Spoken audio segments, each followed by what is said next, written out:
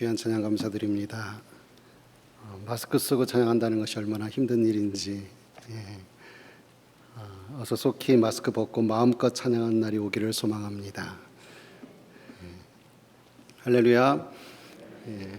오늘도 행복한 예배 그리고 행복한 주의 날이 되기를 간절히 소망합니다.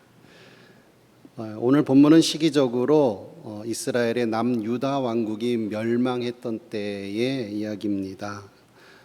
기원전 586년쯤에 있었던 일입니다.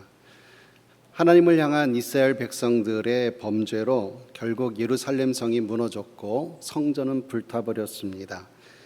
유다 왕국이 멸망할 것이라는 예레미야 선지자의 예언은 그대로 성취되었고, 유다 왕국의 마지막 왕인 시드기야는 두 눈을 뽑힌 채로 바벨론에 끌려갔습니다. 그리고 그 후 예루살렘 함락 후에 그다랴라는 사람이 총독에 임명이 됩니다. 바벨론에 의해서 임명된 것이지요. 그다랴 총독은 조용히 바벨론을 섬기라는 권면을 백성들에게 하였습니다. 하지만 왕족이었던 이스마엘은 반란을 일으킵니다. 이 총독을 매국자로 몰아붙이고 그다랴 총독과 그를 따르는 자들을 죽였습니다. 뿐만 아니라 예루살렘의 멸망에 대해서 안타까워하며 성전에 기도하러 가고 있는 사람들 80명이 있었는데, 그들을 속여서 그 중에 70명을 죽이고 10명은 뇌물을 받고 살려줬습니다. 그리고 이스마엘은 왕족들과 백성들을 사로잡아서 암몬 지역으로 달아났습니다. 그러자 다른 지도자 요하나는 군 지휘관들과 함께 이스마엘의 이 악행을 듣고 추격을 합니다. 그러자 이스마엘은 포로를 끌고 가다가 그대로 놔두고 부하 8명만 데리고 암몬 자손에게로 도망합니다. 좀 헷갈리시지요? 예루살렘이 멸망을 당했고 총독이 세워졌고 왕족이 일어나서 총독을 죽이고, 그리고 그 왕족의 반란을 진압하기 위해서 지도자가 세워졌다는 그런 얘기입니다. 이렇게 반란을 진압한 다음에 이 지도자 요하나는 한 가지 걱정이 되었습니다. 비록 반란을 일으킨 사람은 왕족 이스마엘과 그 무리지만은 분명히 바벨론에 의해서 보복을 당할 것이다 라는 그런 생각이 들었습니다. 그래서 이 그다랴 총독 암살 사건에 대해서 책임을 물을 것이 두려웠습니다. 그래서 요하나는 이스마엘 손에서 구출한 모든 사람들을 이끌고 예레미야 선지자에게로 나오게 됩니다. 아마도 예레미야도 그 포로로 끌려가던 사람 중에 있었을 것이라고 추측을 합니다. 이 요하난과 그 무리들이 이제는 바벨론이 두려워서 애굽으로 도피하려고 하는데 이 일이 합당한가를 묻기 위해서 예레미야 선지자를 부른 것입니다. 하나님께서는 이 상황에 대해서 어떻게 지시하실 것인가, 이것이 알고 싶었습니다. 그래서 예레미야 선지자에게 기도를 요청했습니다. 예레미야는 이들의 청원을 듣고서 하나님께 기도해 보겠다라고 약속을 합니다. 그리고 그들은 기도의 응답이 어떻게 나오든지 간에 그대로 순종하겠다라고 말합니다. 10일 후에 여호와의 말씀이 예레미야에게 임했습니다. 하나님의 응답은 애굽으로 가지 말라는 것이었습니다. 만약 이 땅에 머물면 하나님께서 그들을 심고 뽑아내지 않겠다고 말씀합니다. 하나님께서 지켜주시겠다는 말씀이지요. 바벨론이 보복하지 못하게 해주겠다는 말씀이지요. 예레미야는 요하난과 그와 함께 있는 군 지휘관들, 그리고 백성의 낮은 자부터 높은 자까지 모두 다 모이게 한 다음에 하나님의 뜻을 그대로 전했습니다. 하나님이 말씀하시기를 내가 너희에게 재앙을 내렸으나, 이 말은 예루살렘의 멸망을 말하는 것이지요. 재앙을 내렸으나 이제는 그 일을 슬퍼하고 있다. 바벨론 왕도 두려워하지 말라. 내가 그들의 손에서 건져주겠다. 바벨론 왕도 너희를 돌려보낼 것이다. 이미 포로로 끌고 간 사람도 돌려보낼 것이라는 그런 말씀이죠. 그러면 그들의 반응은 어떻게 됩니까? 하나님 감사합니다. 네, 순종하겠습니다. 앞에도 약속했지 않습니까? 기도한 대로, 하나님께서 말씀하시는 대로 그대로 따르겠다라고 말씀했지 않습니까? 하지만 이들은 이미 그 마음은 애굽으로 향하고 있었습니다. 다만 하나님께서 그 길을 승인해 주기를 기대했을 뿐입니다. 그들의 눈에는 애굽으로의 피난이 가장 현명한 선택이라고 생각했습니다. 상황상 가나안 땅에 머물면 죽을 것이 뻔하다라고 생각했습니다. 그러나 이들이 이스라엘 땅에 남아있는 것이 분명한 하나님의 뜻이었습니다. 하나님의 응답은 그들의 기대와는 달랐습니다. 바벨론에게 심판을 받는 것이 분명한 하나님의 뜻입니다. 심판을 내리시는 분이 하나님이기 때문에 그들을 해방시키는 분도 하나님이셔야만 합니다. 그렇기에 지금 하나님의 심판을 받고 있는 이스라엘 백성들은 무조건 하나님이 정하신 길로 가야만 합니다. 하지만 그들은 우리가 전쟁도 없고 나팔 소리도 들리지 않고, 나팔 소리도 전쟁을 의미하는 것이죠. 양식에 궁핍도 없는 애굽 땅으로 들어가 살 것이다 라고 주장합니다. 그렇게 바벨론의 보복이 두려워서 하나님을 신뢰하지 않고 애굽으로 도망쳤습니다. 이때 애굽으로 가는 것을 그렇게 반대했던 예레미야도 그들에게 강제로 끌려가게 되었습니다. 예레미야는 애굽으로 내려가는 유다 백성에게 강하게 경고합니다. 너희는 분명히 알라. 만약 그곳으로 내려간다면 분명히 칼과 기근과 전염병에 죽을 것이다. 하지만 요한한 일행은 애굽으로 도피하면서 현재의 모든 문제가 해결되리라고 굳게 믿고 있었습니다. 물론 그들은 예레미야에게 애굽으로 가야 되는지 아니면 남아 있어야 되는지에 대해서 기도를 부탁했습니다. 분명히 기도를 부탁했습니다. 그리고 하나님의 분명한 지시가 내려졌지만 결국은 자신의 뜻대로 움직였습니다. 기도 부탁은 하나의 요식행위였을 뿐입니다. 우리의 삶 속에는 고난에 처하는 경우가 종종 있을 수 있습니다. 믿음이 좋다고 하는 성도도 상황이 발생하면 하나님의 뜻보다는 자신의 판단과 지식에 의존하기도 합니다. 그리고 문제 해결을 위해 갖은 수단을 동원합니다. 그렇게 문제들이 해결되고 안정이 될 수도 있습니다. 그러면 하나님께 감사를 드리지만 하나님이 원하시는 방법으로 살아가는 것은 아닙니다. 여기서 우리는 기도에 대해서 한번 생각해 보기를 원합니다. 여러분, 기도가 뭡니까? 하나님을 그저 승인자로만 만드는 것이 기도입니까? 하나님을 그저 축복을 내려주시는 존재로만 생각하고 내 뜻대로 내 욕심을 채우는 수단으로서만 하나님을 인정하는 것이 기도입니까? 대화를 예로 들어보겠습니다. 대화를 할 때 자기 얘기만 계속하는 사람이 있습니다. 언뜻 머리에 떠오르시죠? 자신은 안 떠오르십니까? 특히 나이가 들면서 지식도 많아지고 경험도 많아지고 지위도 높아지다 보면 사실 할 얘기가 많습니다. 그러다 보니 말이 많아집니다. 그러면서 남의 얘기를 잘 듣지 않고 내 얘기만 하게 됩니다. 그런데 사람과 사람과의 관계뿐만이 아니라 하나님과의 관계에서도 똑같이 그렇게 행합니다. 우리는 간혹 기도를 하나님께 내 소망을 아뢰는 것만으로 이해합니다. 그래서 하나님께 일방적인 요구만 합니다. 그것이 기도의 전부라고 생각합니다. 아닙니다. 기도는 하나님과의 대화입니다. 대화가 뭡니까? 서로 말하는 것이 대화입니다. 나만 얘기하는 것이 아닌 하나님도 얘기할 기회를 드려야만 합니다. 이것을 듣는 기도라고 얘기합니다. 내가 기도한다는 것은, 내가 누군가에게 기도를 부탁한다는 것은 하나님의 음성을 듣고 하나님의 뜻을 따르겠다는 의지의 표현입니다. 하나님의 의견은 무엇인지, 내가 하고자 하는 이 일에 있어서 하나님의 뜻은 무엇인지, 어디로 가는 것이 하나님이 원하시는 것인지에 대해서 듣고 순종해야만 합니다. 그래야 진정한 기도의 사람이고 진정한 믿음의 사람이 될 수가 있습니다. 사랑하는 성도 여러분들, 여러분 모두는 진정한 믿음의 사람, 진정한 기도의 사람이 되기를 원합니다. 본문으로 돌아가서 요한한 일행에 의해 애굽에 강제로 끌려온 예레미야는 훗날 바벨론의 느부갓네살 왕이 이곳까지 쳐들어와서 애굽까지 쳐들어와서 완전히 초토화시킬 것이라는 예언을 합니다. 실제로 이 예언은 성취됩니다. 애굽의 호브라 왕 때에 느부갓네살이 애굽으로 원정해 와서 또다시 애굽을 패배시킵니다. 또다시라고 했습니다. 전에도 애굽을 패배시켰는데 또다시 패배시킵니다. 자, 그렇다면 애굽으로 내려간 이스라엘 사람들은 어떻게 되었겠습니까? 애굽으로 내려온 유다인들은 다바네스라는 곳에 와서 정착을 합니다. 이 다바네스는 옛날 총리 요셉이 야곱의 가족들을 정착시킨 나일강 삼각주 지역, 아주 좋은 땅의 지역입니다. 그리고 이들 애굽 피난민들은 서서히 애굽 전역에 흩어지기 시작했습니다. 애굽의 남쪽에 정착하기도 했습니다.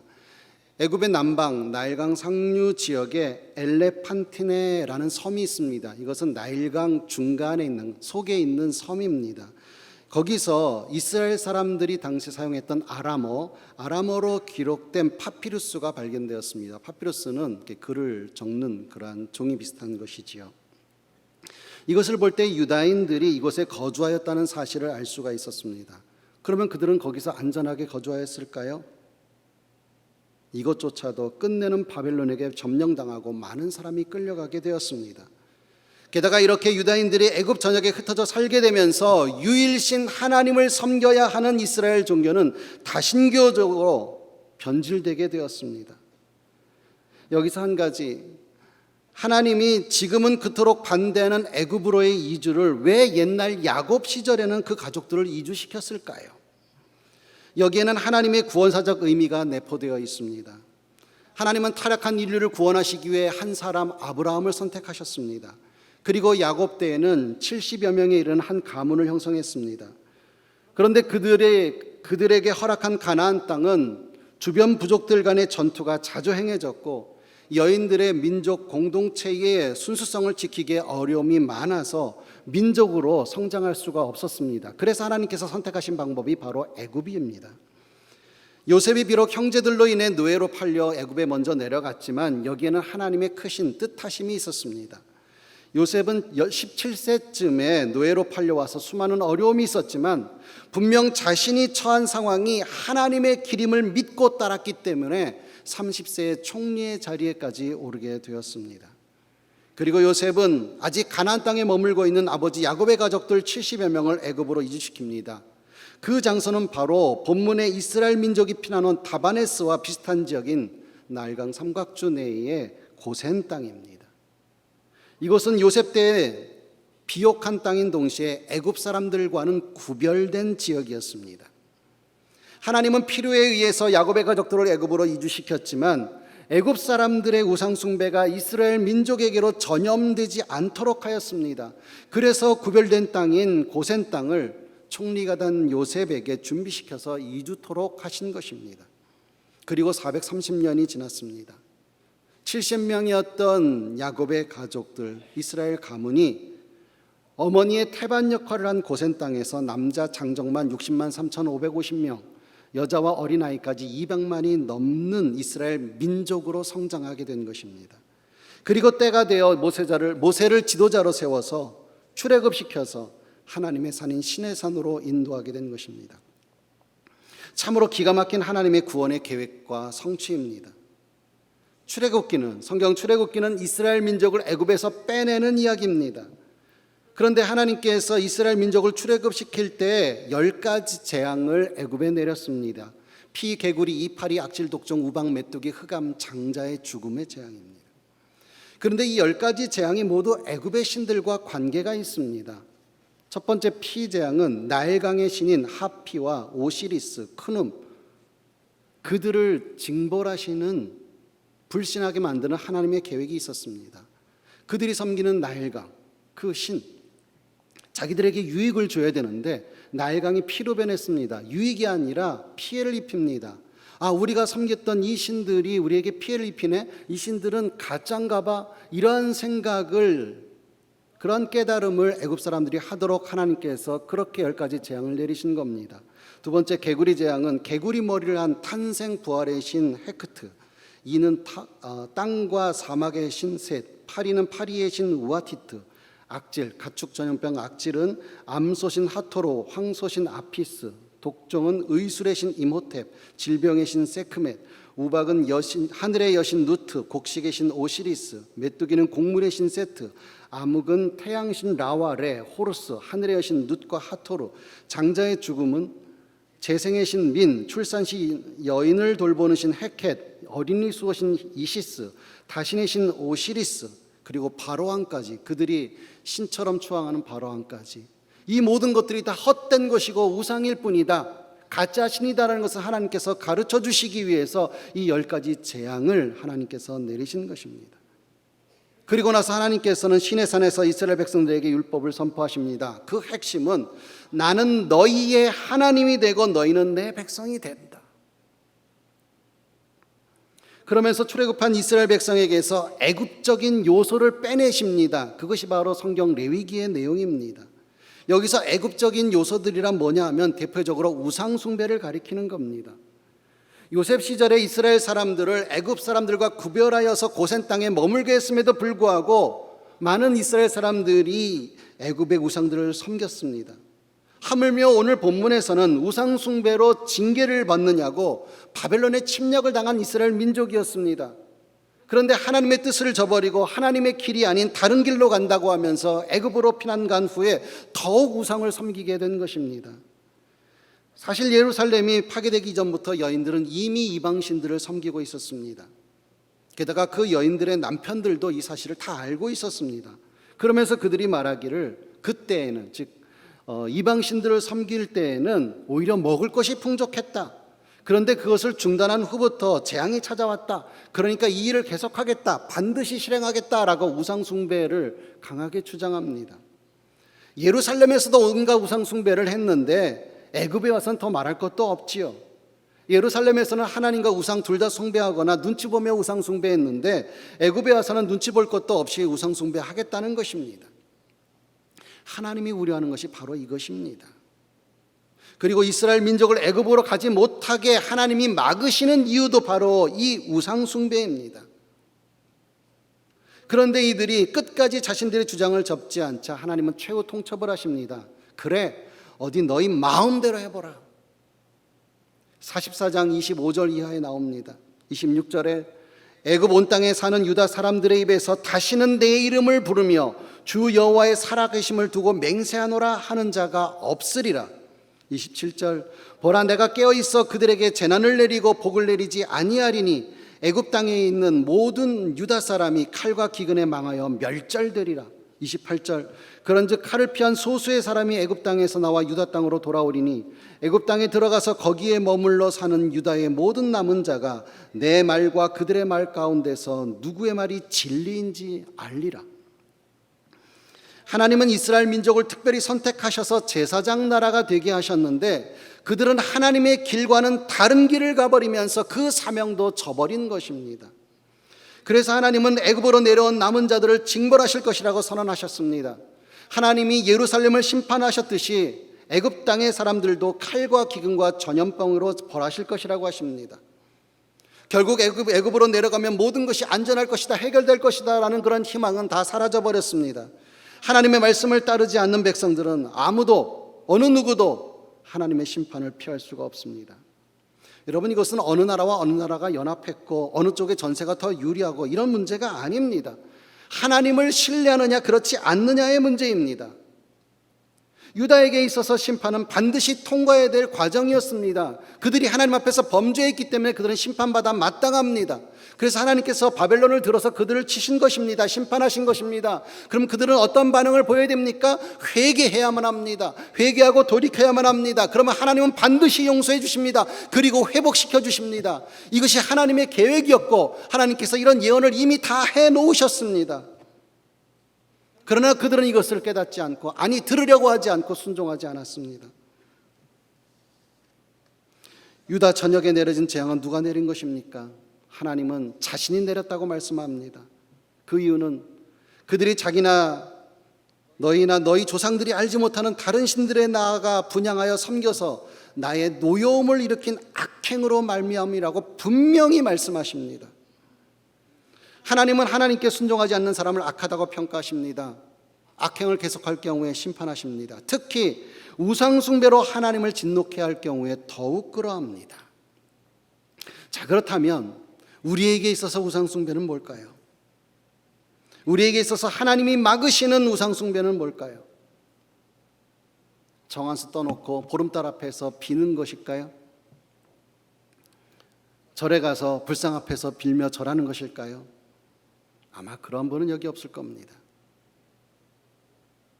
우리의 삶에서 우상숭배는 뭘까요? 여러분, 삶이라는 것은요, 방향성의 문제입니다. 내가 어디에 있느냐보다 더 중요한 것은 내가 어느 방향으로 가고 있느냐입니다.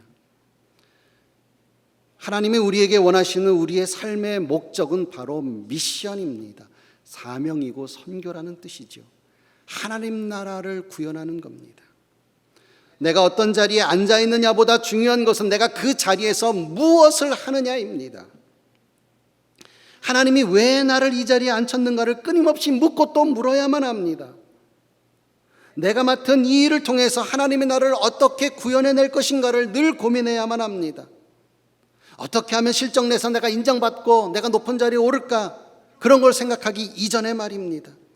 여러분, 이런 것이 현대의 우상입니다. 우상이 뭡니까? 하나님에게서 나를 멀어지게 하는 것이 우상입니다. 하나님의 사명에게서 나를 멀어지게 하는 것이 우상입니다.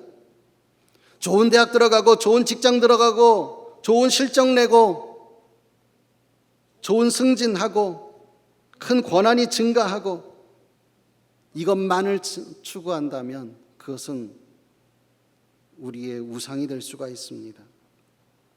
하나님의 길은 사명의 길이고 미션의 길입니다. 내가 지금 감당해야 하는 삶의 일이 혹시 미션을 도외시하는 것은 아닌가? 내가 일을 한다고 하는 것이 혹시 미션을 막는 것은 아닌가? 이것을 늘 물어야만 합니다.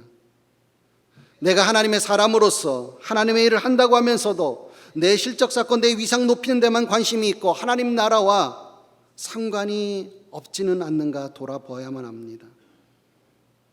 내 삶의 일들을 하지 말라는 것이 아닙니다. 내 삶의 일들에 최선을 다하지 말라는 것이 아닙니다. 모든 일의 저변에는 미션이 깔려 있어야 한다는 말입니다. 겉으로 드러나는 일은 일상적이라 할지라도 내 마음의 목적은 미션, 하나님 나라여야만 합니다. 며칠 전에 우리 서울 동산교회 젊은 여교사 한 분이 안타깝게도 세상을 떠났습니다. 30대 초반의 여교사입니다. 장례식장에 가서 조문을 하면서 이런 생각이 들었습니다. 나는 교목으로서 그 사람을 향한 미션을 다했는가? 아쉬움이 많이 남았습니다. 이럴 줄 알았다면 좀 더. 우리는 가정에서 가족들과의 시간을 보내도, 직장에서 업무를 하는 중에도, 교회에서 여러 가지 모양으로 섬기는 중에도 내 의도는 미션이 되어야만 합니다. 그것이 바로 하나님의 길로 나아가는 믿음의 자세입니다. 사랑하는 성도 여러분, 여러분은 어디로 갈 것입니까? 어디로 가고 계십니까? 하나님의 사명의 길, 미션의 길로 나아가는 저와 여러분이 되기를 간절히 소망합니다. 기도하겠습니다. 하나님, 내가 어디로 갈까요? 라는 기도로 끝내지 않게 하여 주옵소서. 내가 하나님의 길을 선택하고 그 길로 가게 하옵소서라는 진실한 기도가 우리에게 있게 하옵소서. 예수님의 이름으로 기도드립니다.